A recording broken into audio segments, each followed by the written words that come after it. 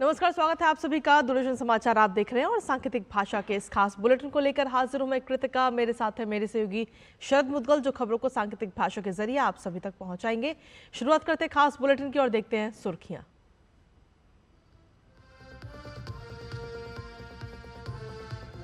जनजातीय गौरव दिवस आज प्रेरणा स्थल पर राष्ट्रपति द्रौपदी मुर्मू भगवान बिरसा मुंडा को देंगी पुष्पांजलि। बिहार के जमुई में आयोजित मुख्य समारोह में शामिल होंगे पीएम मोदी। करोड़ों रुपए के प्रोजेक्ट की भी करेंगे शुरुआत।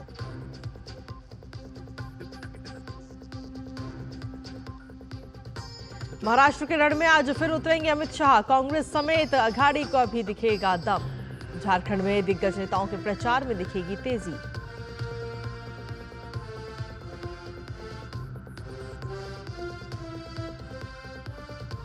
राजधानी दिल्ली में जहरीली हवा के कारण आज से लागू होगा ग्रेड 3। अगले निर्देश तक सभी प्राइमरी स्कूल बंद, ऑनलाइन होंगी क्लासेस।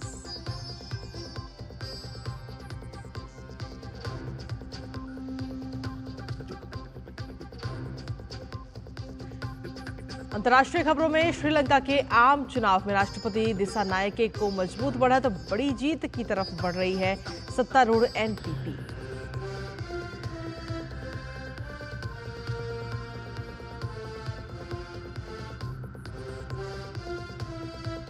और कार्तिक पूर्णिमा पर आज काशी में धूमधाम से मनाई जाएगी देव दीपावली। गुरु नानक देव जी के प्रकाश पर्व पर गुरुद्वारों में भी विशेष कीर्तन और सत्संग।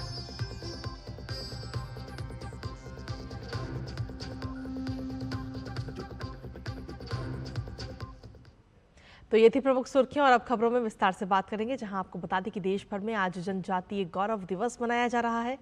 धरती आबा कहे जाने वाले भगवान बिरसा मुंडा की आज जयंती है और आज से ही उनकी 150वीं जयंती वर्ष समारोह की भी शुरुआत हो रही है। इस खास दिन पर राष्ट्रपति द्रौपदी मुर्मू आज प्रेरणा स्थल पर भगवान बिरसा मुंडा की प्रतिमा पर पुष्पांजलि अर्पित करेंगी। बिरसा मुंडा आदिवासी स्वतंत्रता सेनानी और मुंडा जनजाति के लोकनायक थे। उन्होंने ब्रिटिश राज के दौरान बंगाल प्रेसिडेंसी में हुए एक आदिवासी धार्मिक सहस्त्राब्दी आंदोलन का नेतृत्व किया।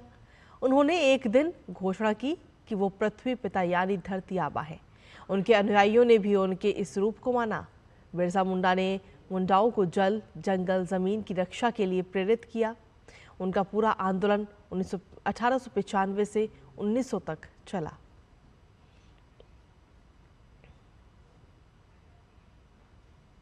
प्रधानमंत्री नरेंद्र मोदी आज जनजातीय गौरव दिवस मनाने के लिए बिहार के जमुई का दौरा करेंगे।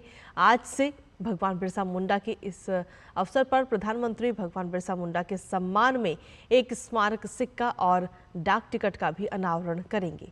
साथ ही वो आदिवासी समुदायों के उत्थान और आदिवासी क्षेत्र के ग्रामीण और दूर दराज के क्षेत्रों में बुनियादी ढांचे में सुधार के उद्देश्य से 6,640 करोड़ रुपए से अधिक की कई विकास परियोजनाओं का उद्घाटन और शिलान्यास भी करेंगे। वहीं महाराष्ट्र के चुनावी समर में आज फिर एक बार गृह मंत्री अमित शाह उतरेंगे। आज यहां उनकी 3 रैलियां हैं। पहली रैली हिंगोली विधानसभा में दोपहर 1 बजे होगी और फिर यवतमाल जिले के उमरखेड़ विधानसभा में दोपहर 2 बजे और चंद्रपुर विधानसभा में दोपहर 3 बजे जनसभा होगी। इसके अलावा पार्टी अध्यक्ष और केंद्र में मंत्री जेपी नड्डा भी आज यहां चुनाव प्रचार को धार देंगे, लेकिन उसका रूप थोड़ा अलग होगा। नड्डा पहले थाने स्थित गुरुद्वारा में मत्था टेकेंगे, फिर हितग्राहियों के साथ बूथ संपर्क मीटिंग होगी। जेपी नड्डा यहां बौद्धिक संवाद भी करेंगे। महाराष्ट्र विधानसभा के सभी 288 निर्वाचन क्षेत्रों चुनाव 20 तारीख को है। यहां महायुति और महाविकास अघाड़ी के बीच जबरदस्त मुकाबला देखने को मिल रहा है।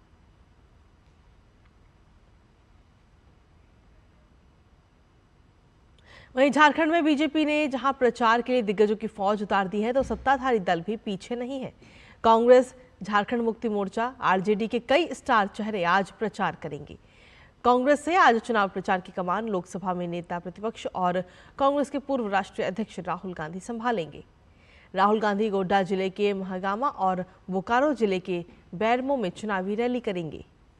राहुल गांधी कांग्रेस की महागामा उम्मीदवार दीपिका पांडे सिंह के समर्थन में रैली करेंगे। राहुल गांधी दूसरी जनसभा बैरमो उम्मीदवार कुमार जय मंगल सिंह उर्फ अनूप सिंह के समर्थन में करेंगे। तो वहीं बिहार के पूर्व मुख्यमंत्री और आरजेडी नेता तेजस्वी आज देवघर में चुनावी रैली करेंगे। मुख्यमंत्री हेमंत सोरेन आज भी ताबड़तोड़ प्रचार करेंगे। इसके साथ ही उनकी पत्नी कल्पना सोरेन भी चुनाव प्रचार में खासी एक्टिव नजर आ रही हैं। आज कल्पना सोरेन 3 जनसभाएं करेंगी और जनता से वोट की अपील करेंगी।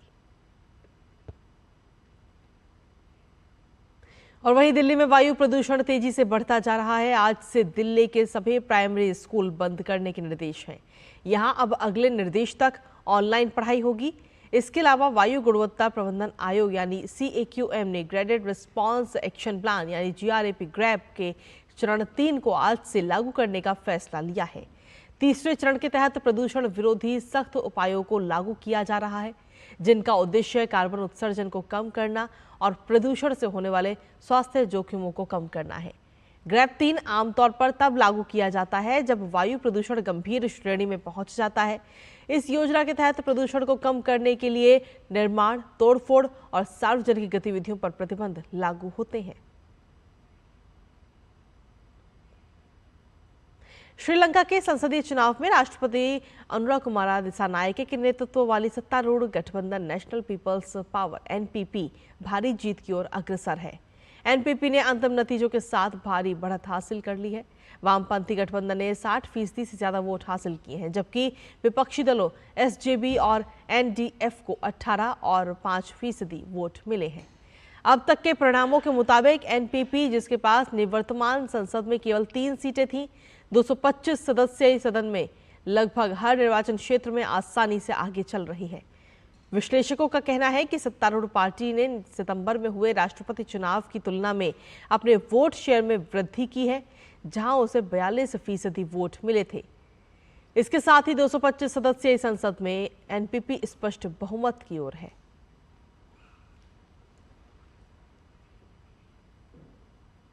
और वहीं देश भर में आज कार्तिक पूर्णिमा मनाई जा रही है। देव दीपावली को देवताओं की दीपावली भी कहा जाता है और इस दिन वाराणसी में धूमधाम से देव दीपावली मनाई जाती है।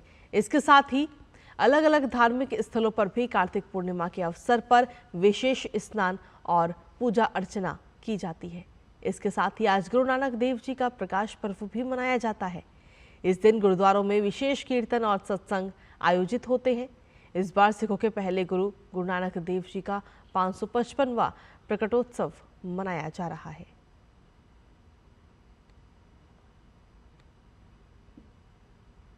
और वहीं बात अब खेलों से जुड़ी खबरों की, जहां एशियन चैंपियंस ट्रॉफी महिला हॉकी प्रतियोगिता में भारतीय टीम का दमदार प्रदर्शन जारी है। टीम ने अपने तीसरे मुकाबले में थाईलैंड की टीम को 13-0 से हरा दिया। ये प्रतियोगिता में भारत की लगातार तीसरी जीत भी रही। इस जीत के साथ भारत ने सेमीफाइनल में प्रवेश कर लिया है।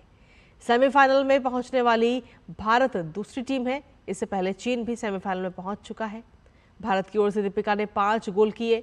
इस प्रतियोगिता में भारतीय टीम की कप्तानी सलीमा टेटे कर रही हैं और उनके नेतृत्व में टीम लगातार शानदार प्रदर्शन कर रही है। वहीं भारत और दक्षिण अफ्रीका के बीच T20 सीरीज का चौथा और आखिरी मुकाबला आज जोहान्सबर्ग में खेला जाएगा। 4 मैचों की T20 सीरीज में फिलहाल भारत 2-1 से आगे है। अब सीरीज पर कब्जा करने के लिए भारत को आज का मुकाबला जीतना होगा। तो वहीं दक्षिण अफ्रीका की कोशिश जीत के साथ सीरीज को ड्रॉ करने पर होगी। भारत और दक्षिण अफ्रीका के बीच अब तक के रिकॉर्ड की बात करें तो दोनों टीमें अब तक 30 बार भिड़ी हैं, जिसमें से भारत को 17 मैचों में जीत मिली है। तो वहीं दक्षिण अफ्रीका ने 12 मुकाबले अपने नाम किए हैं।